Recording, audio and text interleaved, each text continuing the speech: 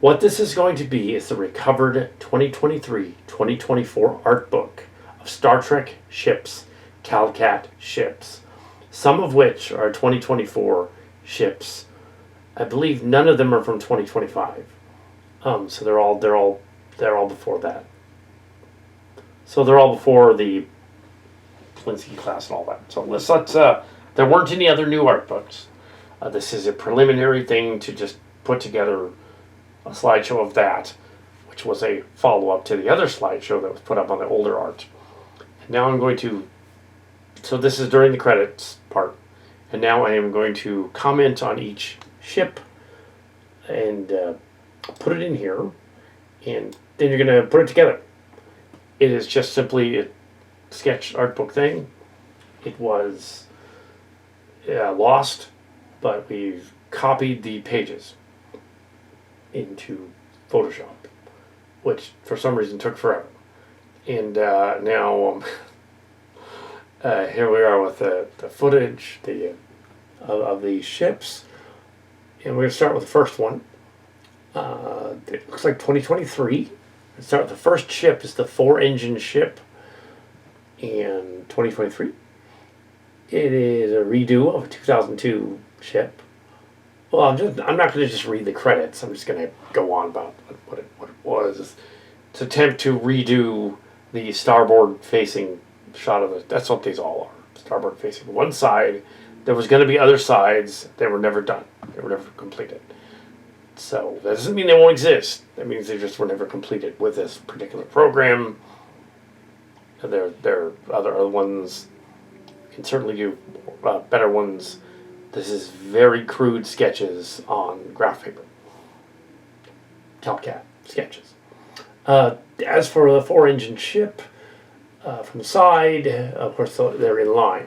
So it's a stage prop 4-engine ship. And it looks very much like the Picard era stuff. Yeah. So, sovereignty in the front. Picard era stuff. Let's go on to the next one. The next ship will be the unidentified movie scout ship thing, scout vessel. Could be the Las Vegas. Could be one of the other ones. Could be the other. It doesn't say. The top of the page was destroyed, so we can't read it. It's from 2002.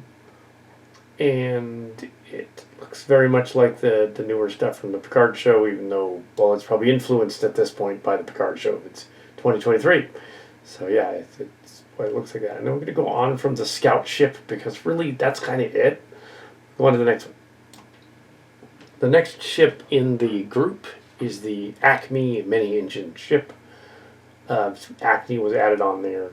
Decided to be kind of funny to stick a bunch of nacelles all over the ship and make a more realistic version of the many nacelled TOS era spaceship, which would inevitably explode if ever launched anywhere. But yeah, that's pretty much it. The joke is, let's stick as many nacelles on there as possible and see what happens. Yes. Instant explosion. That's what would happen. And that's pretty much it on that one. And go on to the other ones. The 2023-2020, the next one, 2023-2024 period, namely 2023. I've already began production on the other ships, and this is Cali Class 2. As I thought that the Cali Class having a pontoon command secondary hull underneath was dumb, so I pulled it up onto the hull underneath, so it like, and kind of pulled everything together, so it's very blocky. Yeah, looks like an Autobot ship.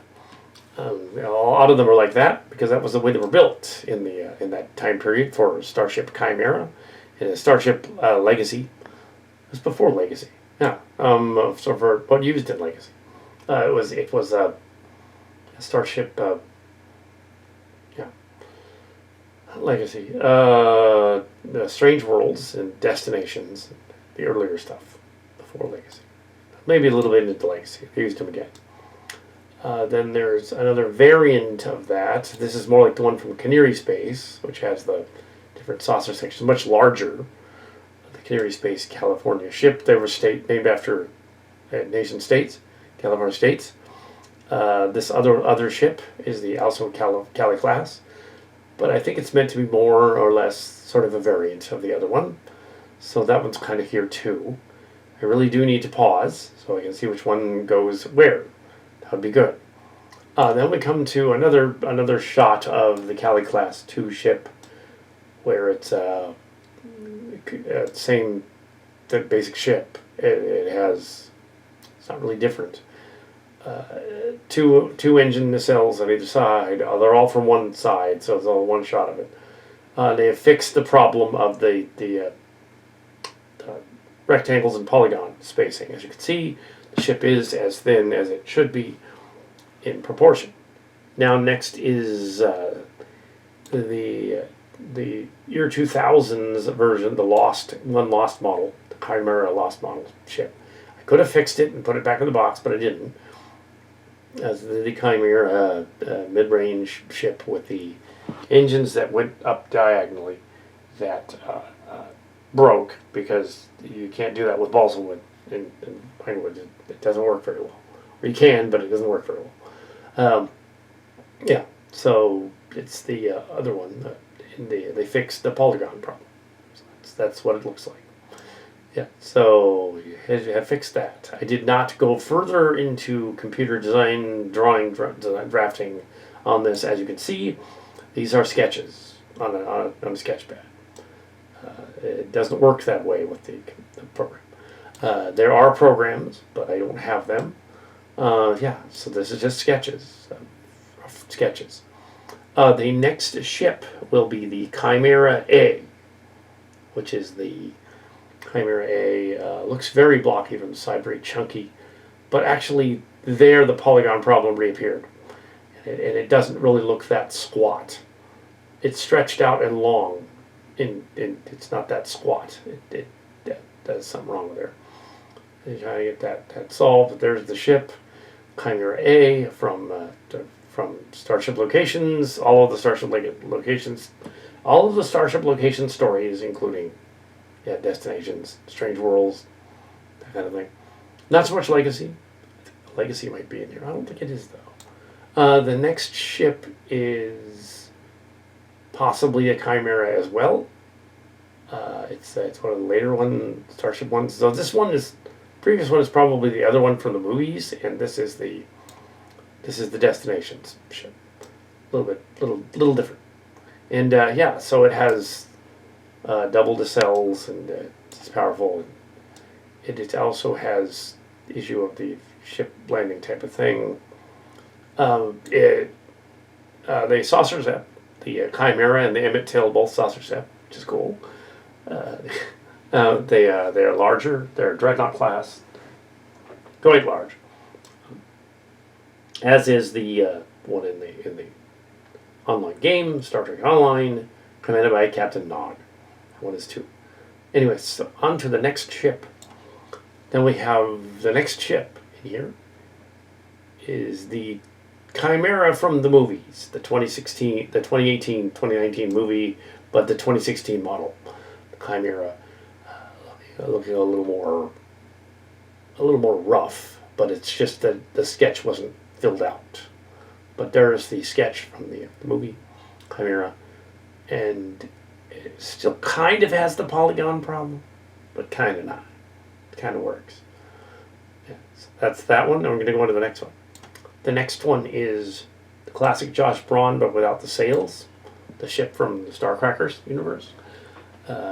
Sails gone off it. It somehow looks weird. It was used as a template to design the newer ones, the Galinsky class, as we called them, the Galinsky class ships. And they do look similar to that from the side. So that's cool. Yeah, the Josh Braun, classic Josh Braun, named after a kid from Pine Hill that died. But in this version, it's Clark's friend that died. Yeah, so we're going to go on to the next ship then. Yeah, so it's not relevant. It was, okay, the death thing, that was 1988. It's not relevant now. That's what I'm saying. Okay, on to the DC Fontana. Also somebody else that died from Star Trek. I figured if they could name a ship the Yamaguchi after Christy Yamaguchi in the Next Generation, they can name a ship after DC Fontana from Star Trek. They get the Roddenberry and the other ships and whatever.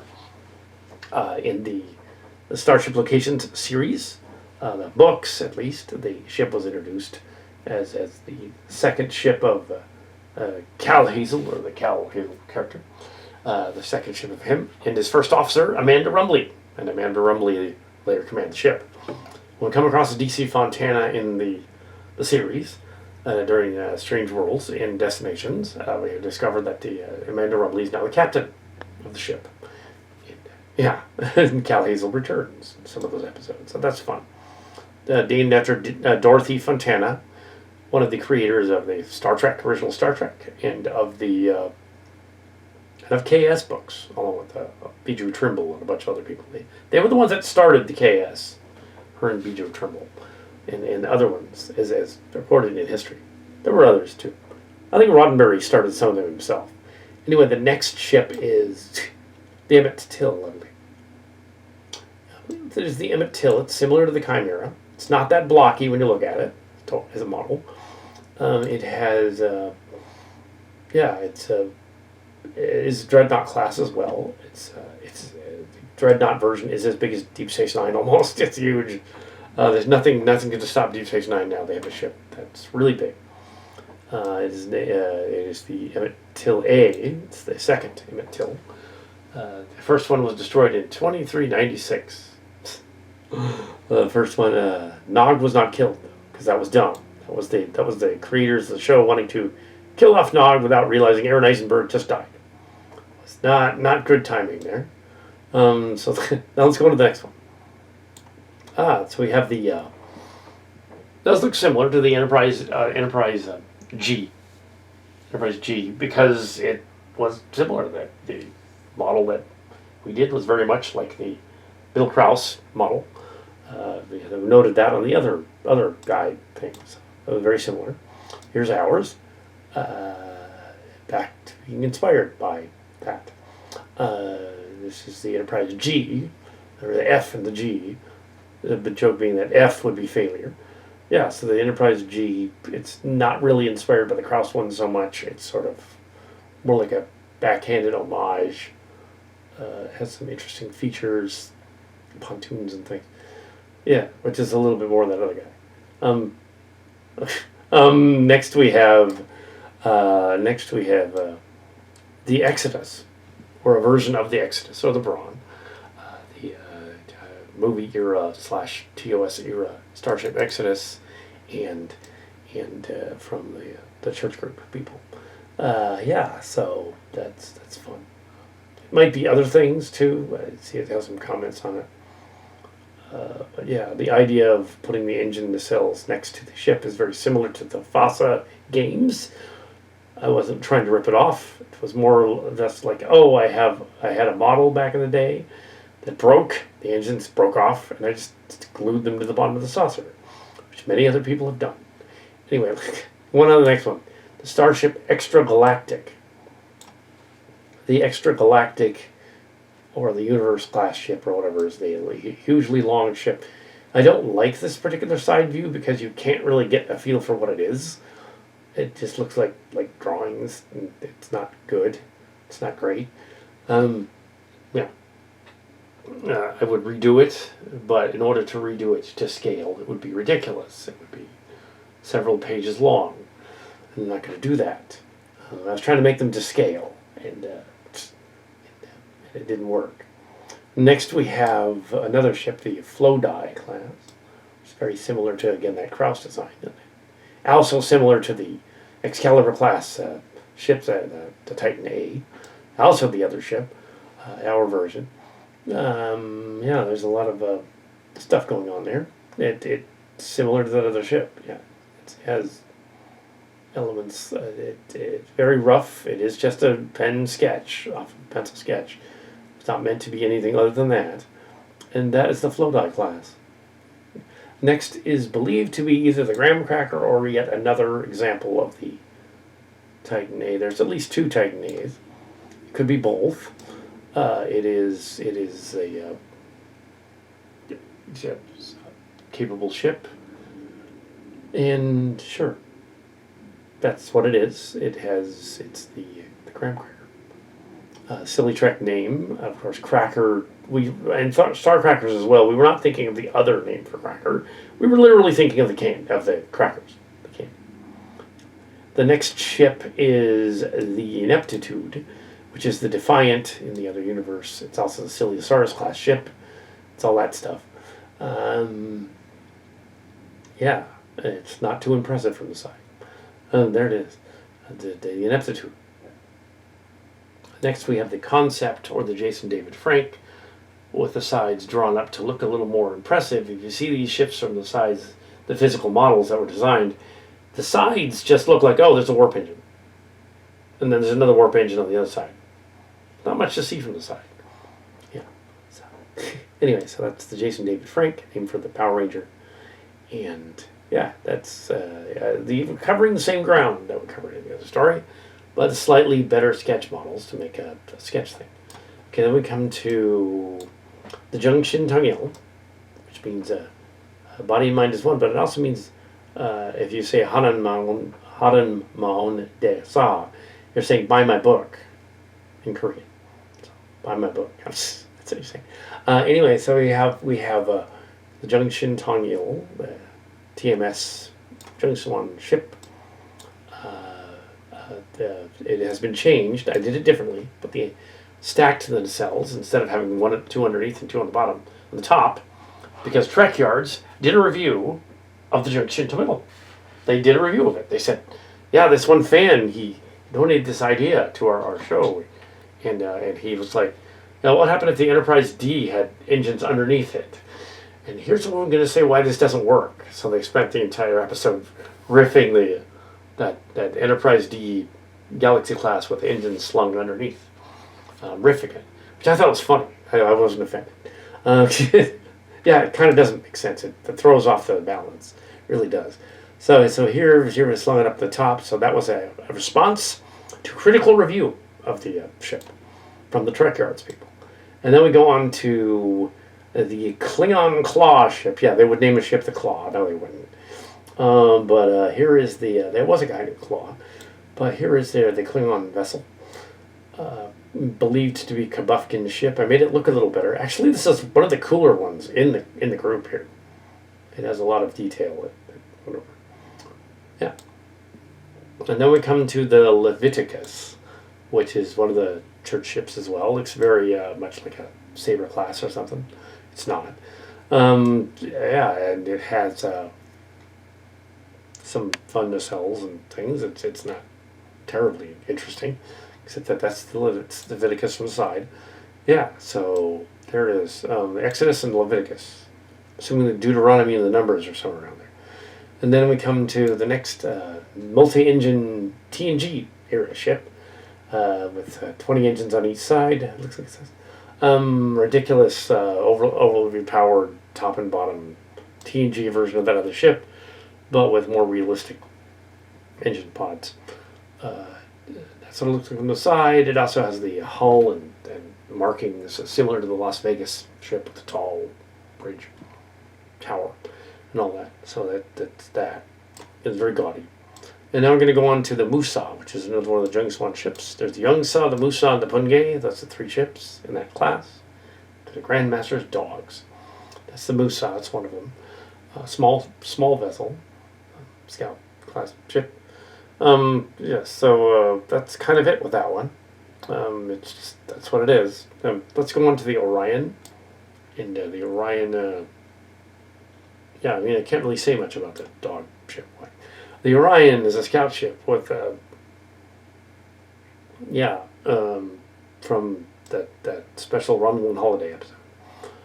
Done up better. You can kind of see it. Still kind of ridiculous. But it was silly. It was supposed to be. Yeah, so the Orion, there's the Orion. Then we come to the Power Master class ship, the Power Master, with its, from one of the earliest ones in here. But done up newer, to look newer and more impressive, Dreadnought class ship.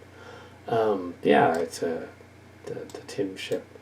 It also would be reminiscent of the Stages Set ship, the Super Starcracker ship, the Multi-Vector ship from Ship in a Bottle as well, which was later when Voyager came out. The original Power Master predates it by a good 8 years. The show wasn't even around yet. And that's when the model showed up. So they're going to go on to, it was like 88, and then it was 1995 when Witcher came out. And we're going to go into the Cillian Joshua Braun, which kind of resembles, or maybe something else. Scarborough? It's mislabeled. It's actually the Scarborough. It's the Scarborough, a Young Swan ship named after Scarborough Fair, which one of the Young Swan kids played on a piano. Why they would name a ship after that? Well, probably for the same reason they named a ship after Christopher Yamaguchi. Let's just do that. Okay, we might as well have a Beethoven and a Mozart. That was Mozart, Canary Space. Why not? Named Scarborough Fair. The Simon and the Garfunkel. The Garfunkel would be a cool name for a ship. Yeah. The Aussie. That'd be a cool name for a ship. The Skagian Cruiser should be actually the Screesian transport tug, not the Skagians. So the Skagians are the cowboy guys from Enterprise. They should be Screesians, and the Screesians were from Deep Space Nine. So they got it wrong here. The clip, that's fine. Or I got it wrong in the clip, I should say. And then that's all I want to say about the transport ship. But it is actually a Miri vessel. Planet Miri, the Evergreen State planet colony. The flyer ship is connected to that because it's one of their ships that they built. And then it was lost. And then it was found in the Starship Locations series, Destinations season. And other seasons. Yeah, it's been around. Then there's the Spartan class, which is the San Jose State ship. That's after Evergreen. Spartan class ship, redo thing, makes it look very dreadnought-like the Power Master. Very bulky and very reminiscent of the Enterprise C and other things. Yeah, so from that time period. And then there's another version of the Spartan, the flatter, longer Spartan, which the model doesn't look that great from the side. So I doctored up the model to make it look even more polygony and blocky from the side. Can't say that this art book is particularly great, but at least it's interesting that you got some of these guys in here. The next ship will be the Terminal Shock, which is not labeled as that, but that's what it is. Terminal Shock. Maybe it is a little bit somewhere on there. There's a ship from Silly Track going back to 1988. So it like the Power Master, it predates all the other stuff. And the gag with that one was it was also called the Hemorrhoid, which makes no sense, but okay, fine. So then we come to, oh no, it's moved. Dang it. Where? Oh. Okay. The Theorem.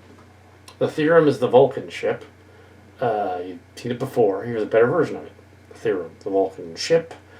I don't have much to say about that one, really. That's what it is. I put a ring on it. I did do that. I made it look a little better. Yeah. So we're going to go on to the Titan A, which is listed as the Silly Trek ship as well. It's probably the original 2013 Chimera, actually. But it could also be the Titan. They were Excalibur class. They both were. So yeah, so they could be. It could be the Medusa. Yeah. So it's a Silly Trek ship, Titan A ship, and yeah, not much more on there. And then we come to the Autobot spaceship from Old Transformers Mush, Transformer ship. It's really big. There's it from the side. It was never built, although the Canary Space Dreadnought bad guy ship does resemble that from the side, so it's possible that was an inspiration to build the Dargrai command ship, looking like that. What was the name of that ship? It was Harbinger. The Harbinger. That's right. So it looks a little like that. And then we have the Decepticon ship, which looks a little bit like the cargo ship from that story, the Hadrian. So there we go, the Hadrian. This is the next one, the Decepticon cargo ship. So there's the Decepticon ship, and actually you'd probably switch them if you used them as the models in the other one. The Harbinger would be the Decepticon ship, and the cargo ship would be the Autobot ship. You'd just flip them. Anyway, so here we have, so that was that one. This is Decepticon ship. And then we come to the Trekker. There's a couple of Trekkers. The Trekker is also Titan A, like our version of the Titan A, not the Luna class one. and not the wrestler one, really. Yeah, Bill Krause. Bill Krause, who named the ship after his wife in the story, his late wife. Yeah, the Duderstadt class was named after her. That was a little strange because that doesn't really make sense that they do that. Yes, Duderstadt is also a nation state, but yeah, it kind of makes sense. Sure, if you're the guy designing the ship, why not? And here we have Cillian or Trekker like ship, very flat looking Trekker version of the ship, trying to fix the polygons, and it just doesn't seem to work. Apparently this other, it's fine. It's a little too kibbly in parts, I guess. Yeah, so that's the Trekker, another Trekker. Then we come to the Universe class ship. And another stretched out ship. I think there's already a version of that in there. But yeah, another stretched out, impossibly long ship traveled to the edge of the galaxy and back. Sure. Oops. And then we come to the sort of a time ship looking guy from kind of like the Picard era, but it's not. Very, very, either 4100s or 100 years later in Star Trek universe. Yeah, very sleek and pointy. On the side, the Universe ship. And another Universe ship, kind of similar to that one. I think that is the same one. And it is, doing the same thing. Just another Universe ship. And then we come to the Flyer ship, the Flyer. So there you go. The Flyer from the classic Trek. The Flyer, they kind of moved the sail around and took it off because it didn't really make sense. Then did the same thing with the Flyer A. The Next Generation time period, the Flyer A. Nothing new here, just kind of neat looking on the side. And then we come to the Scarborough once again. And you see the ending of the Scarborough. Looks like, that is the end of our little look back on the ships of the line here. Yeah. There you go. So this art book was discarded and then pulled out of the trash and copied the pages, 40 pages of it, and scanned them in. And it took forever to figure out how to scan them in for some reason with the dual printer. So but now that we have them scanned in, the polygons from the pages are on the page. So now we can take the polygons and construct a very rudimentary version of Starship Creator, so CalCat can update all of those ship model pictures and make them look really cool. So we'll see. It's scanned in. So we'll see. Ooh. No, we're not going to have 3D renders. We're going to have like basic. Here's a drawing of the ship from the front or the back, or the top or the bottom, or the side. It's not going to be 3D. We can't do that. We still can't do that. So that is our review of ships. The thing for about half an hour. So have fun with the follow up to that other art book thing that failed and was tossed and rescued from the trash. These are not great. Yeah.